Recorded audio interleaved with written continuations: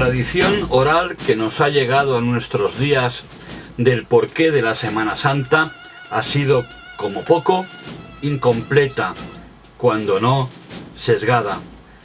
Nos habla de aquellos penitentes que desde Sevilla iban azotándose y cargando con cruces camino de la Cruz del Campo, especie de lo que hoy conocemos como cruz de término, cubierta con un templete gótico mudéjar situada a unos pocos kilómetros a las afueras de la ciudad. Estas prácticas se generalizaron y popularizaron hasta convertirse en procesiones anuales durante los siglos XIV, XV y XVI. Pero, ¿cómo fue que se llegó a estos extremos? Tuvo que haber un antes y que desembocó en este después.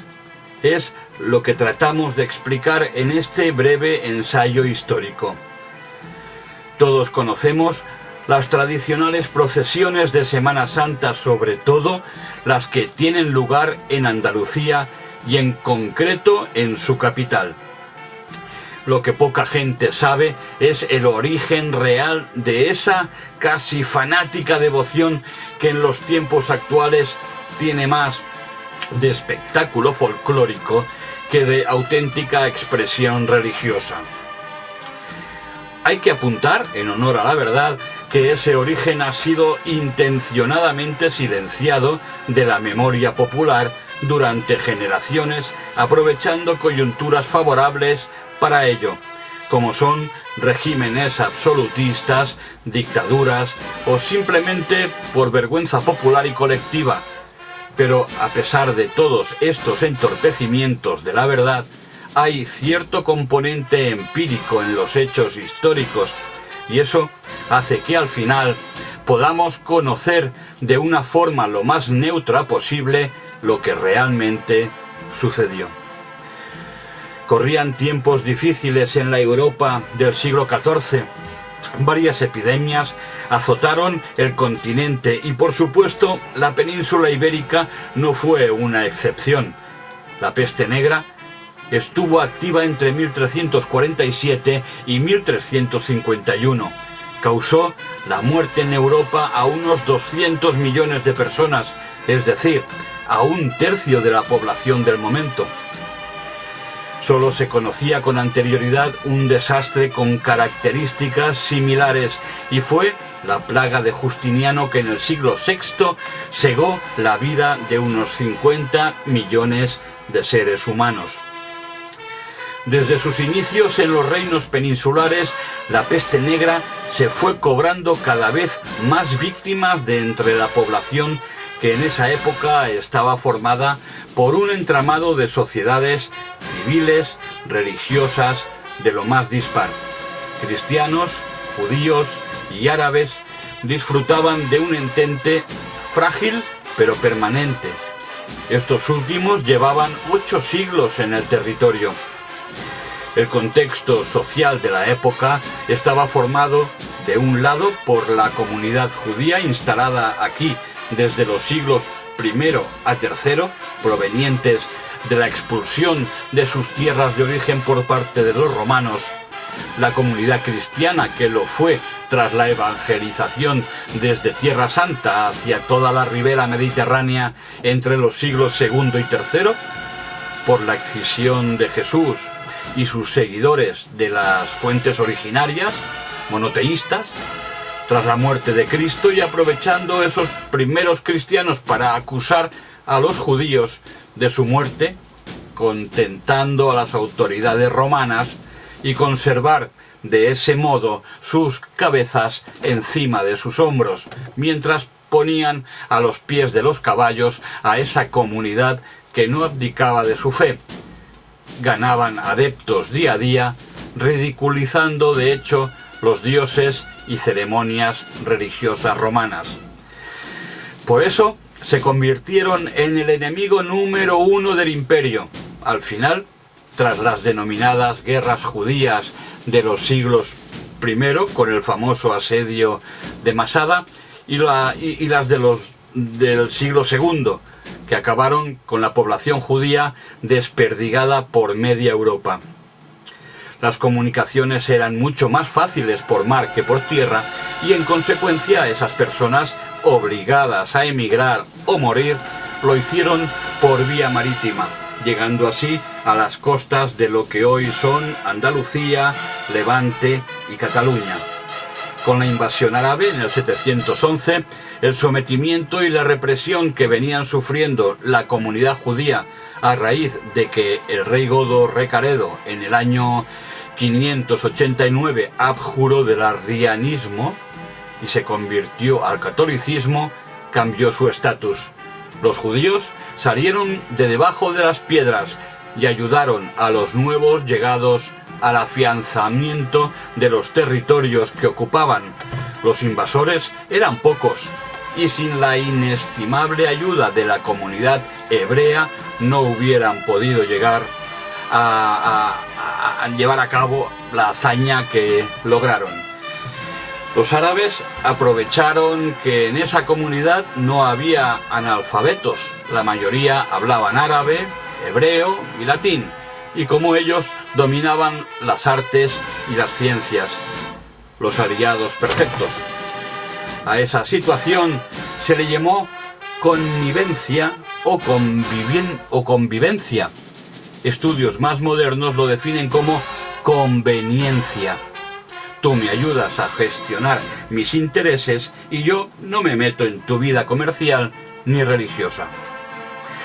A través de los siglos, los territorios pasaban a manos de los unos y de los otros, y en el siglo XIV Sevilla y sus alrededores estaban en manos cristianas, aunque con importantísima presencia de la comunidad judía, presionada constantemente por las autoridades, sobre todo eclesiásticas, que en aquel entonces disponían de gran poder.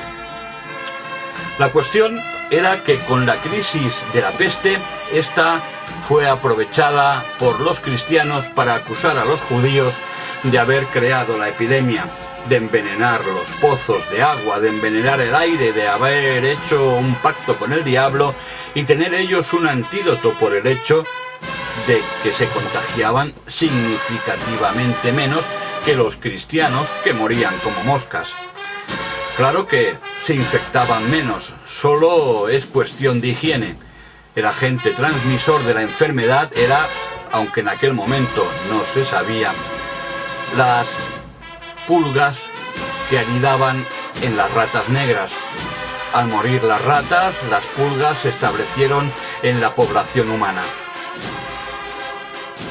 Y si las medidas higiénicas de los humanos eran mejores o peores, así sería su posibilidad de contagio. En las casas judías eran habituales los gatos, cosa que aprendieron en su estancia en Egipto. Esos felinos se encargaban de cualquier cosa que corría por los rincones. Donde hay gatos no hay ni ratas ni ratones. Además, por prescripción religiosa, los judíos deben lavarse varias veces al día, antes y después de las comidas y en sus purificaciones rituales. Además, entierran a sus muertos fuera de los núcleos urbanos, tradición heredada de la cultura romana. Los cristianos lo hacían en el centro del pueblo, frente o junto a la iglesia. De todas formas, por ignorancia, por desconocimiento o por obcecación, esas diferencias de infecciones entre comunidades fue claramente detectado y se convirtió en un argumento de peso para fomentar una hostilidad sin límites. Y en ese contexto es donde entra en escena un personaje crucial en esta macabra historia.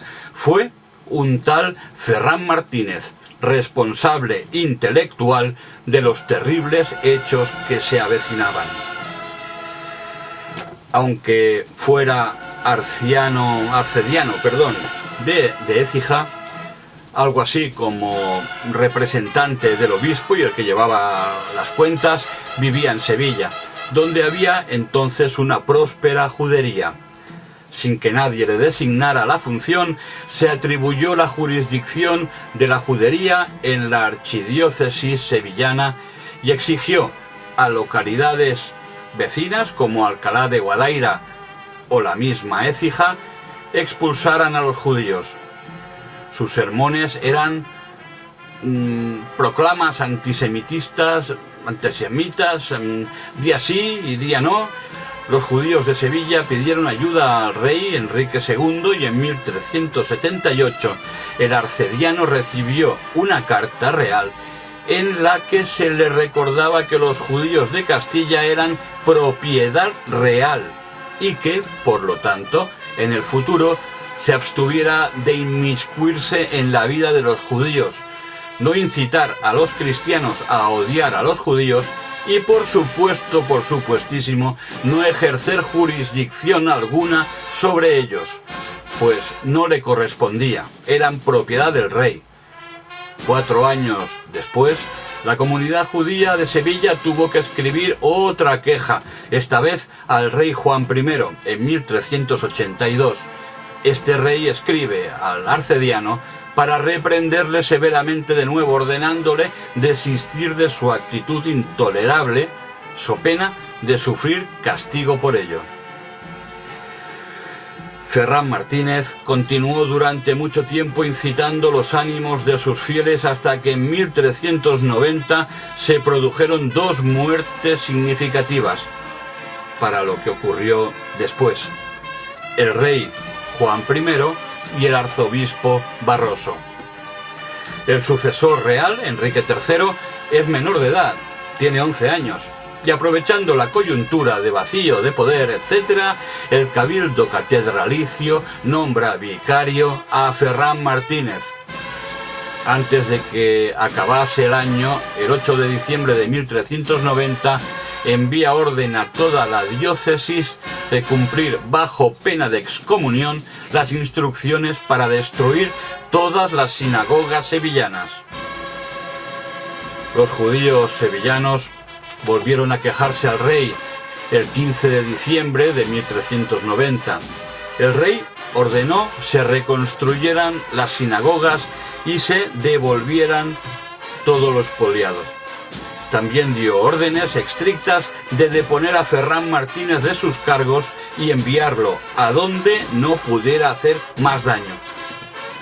El arcediano se defendió arguyendo que la justicia de la Iglesia estaba por encima de la civil y que por eso tenía el respaldo y aprobación de toda la población cristiana de Sevilla. En marzo de 1391 se produjo el primer levantamiento antijudío con varias muertes, pero la revuelta más importante ocurrió varios meses después, el 6 de junio.